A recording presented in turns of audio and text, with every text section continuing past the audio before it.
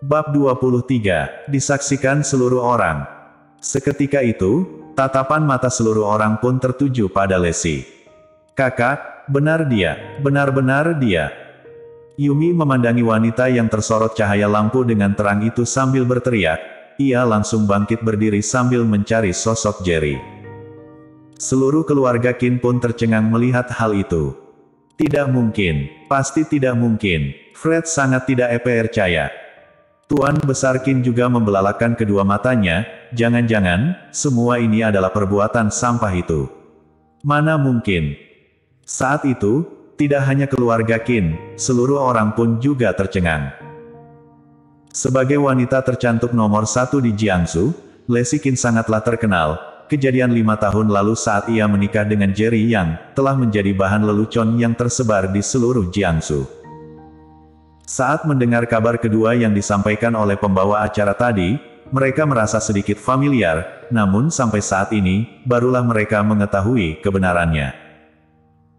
Namun tepat saat semua orang merasa terkejut, sorot lampu itu tiba-tiba berpindah, dan menyatu ke arah seorang wanita lainnya, kemudian ke arah wanita lainnya lagi, terus berpindah ke 5-6 wanita baru berhenti.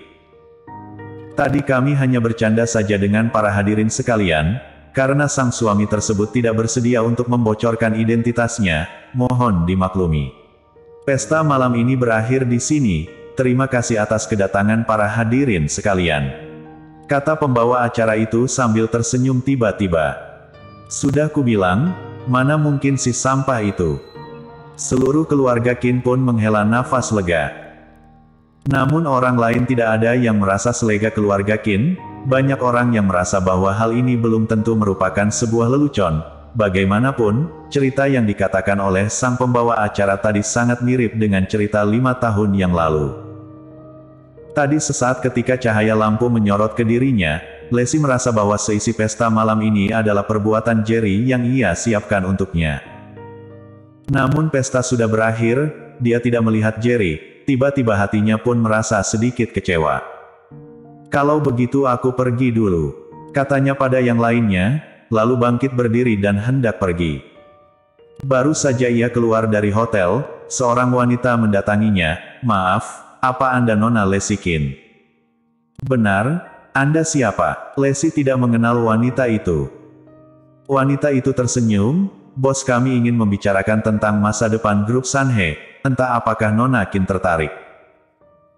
Seketika Lexi pun merasa senang, meskipun perusahaannya telah digunakan sebagai bayaran ganti rugi oleh keluarga Qin, tapi bagaimanapun perusahaan itu adalah kerja kerasnya, meskipun tidak ada kesempatan untuk mendapatkannya, tapi kalau dia bisa tetap bekerja untuk grup Sanhe, dia juga bersedia. Malam ini begitu banyak konglomerat yang bersedia bekerja sama dengan grup Sanhe, Lexi tidak merasa sedih, malah merasa jauh lebih baik daripada dikuasai oleh keluarga Qin.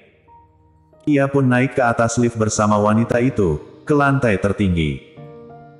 Di saat bersamaan, di dalam aula pesta, tiba-tiba ada yang bertanya, pembawa acara, tadi kau hanya mengatakan 2 kabar saja, bukankah masih ada yang ketiga? Pembawa acara yang masih belum turun panggung itu tersenyum misterius. Kabar ketiga adalah, sang suami itu akan melamar wanita pujaan hatinya di puncak Starlight Garden Hotel. Untuk membayar kesalahan masa lalunya, berikutnya, mari kita semua keluar untuk menyaksikan momen paling bahagia ini. Starlight Garden Hotel adalah bangunan tertinggi di Jiangsu. Gedung ini disebut Starlight karena 2 alasan. Yang pertama, seluruh lantai teratas dari Starlight Garden Hotel terbuat dari kaca. Saat malam tiba, seisi lantai teratas tampak seperti bintang yang bersinar sangat terang. Alasan kedua, seluruh atap lantai teratas terbuat dari 2 lapisan kaca, dengan desain teropong, di lantai teratas sama seperti berdiri di depan sebuah teropong pengamat langit raksasa, yang dapat melihat bintang di langit dengan jelas. Di bawah ajakan sang pembawa acara, seluruh orang pun tiba di luar hotel, dan mendongak melihat ke lantai teratas. Namun gedung itu terlalu tinggi, mereka hanya bisa melihat lantai teratas tampak seperti sebuah bintang yang bersinar, sama sekali tidak bisa melihat kejadian di dalamnya. Bibi, Papa juga bilang hari ini dia akan membawa Mama pergi, mereka tidak membawaku. Happy cemberut, bersandar dalam pelukan Yumi dengan muka memelas. Dasar anak tidak berbakti, beraninya masih berhubungan dengan sampah itu, kata Yuri kesal. Ma, mungkin saja yang di atas itu adalah kakak dan kakak ipar, kata Yumi sambil menunjuk ke lantai teratas. Tiba-tiba terdengar sebuah suara tawa dingin dari sebelah mereka. Sampah itu, sepertinya bunga saja tidak bisa belikan. Lalu ada orang yang mengejek lagi, lihatlah sebesar apa skala pesta ulang tahun pernikahan orang ini. Mungkin kakakmu sedang bersembunyi di suatu tempat untuk menangis iri. Para anggota keluarga Qin berjalan kemari. Bagaimanapun kami juga adalah tamu spesial di kursi depan, jauh lebih baik daripada para anjing penjaga yang duduk di paling belakang kan, kata Yumi. Siapa yang kau bilang anjing penjaga? Seketika Fred pun marah, ia maju ke depan, hendak menamparkan Yumi. Yuri langsung menarik Yumi ke belakangnya, coba kalau kau berani menyentuh putriku. Dia adalah orang yang akan menikah dengan keluarga Su. Jangan membual, kalau tidak ada keluarga Qin, kalian bukan siapa-siapa, kata Fred kesal. Tiba-tiba, pemuda yang tadi datang untuk menjemput Yumi dan yang lainnya pun datang. Dengan hormat ia berkata, Nona Qin, acaranya masih belum selesai, Komisaris Su takut kalian kelelahan, sengaja memesan kafe yang ada di seberang, kalian dapat melihat kejadian di sini dari sana. Baru saja Yumi hendak menolaknya, Yuri langsung berkata, keluarga Besan memang benar-benar perhatian, kalau begitu kami ke sana ya. Lalu, Yuri pun melotot sejenak ke arah Tuan Besar Qin, lalu pergi di hadapan tatapan orang-orang yang iri itu. Di saat itu pula, Lesi baru saja tiba di lantai teratas, pintu lift terbuka, dan ia pun terkejut melihat apa yang ada di depan matanya. Di dalam ruangan yang sangat luas itu, selain perimeter dan kubahnya, terbuat dari kaca, dilihat dari sana ia dapat langsung melihat pemandangan malam seluruh Jiangsu. Namun yang paling ia sukai adalah, ia langsung dapat melihat lautan bintang di langit saat ia mengangkat kepalanya, seolah saat ia mengangkat tangannya, ia dapat meraba bintang-bintang itu. Lantai di ruangan itu penuh dengan kelopak bunga mawar, di depan jendela di hadapannya, berdirilah sesosok pria yang sedang mengenakan setelan seragam tentara, berdiri dengan meletakkan tangan di belakang punggungnya, memandangi pemandangan malam Jiangsu. Bayangan punggung itu, membuat Lesi merasa sangat familiar. Tingginya, postur tubuhnya, cara berdirinya, sama persis dengan orang itu, satu-satunya yang berbeda adalah acara berpakaiannya.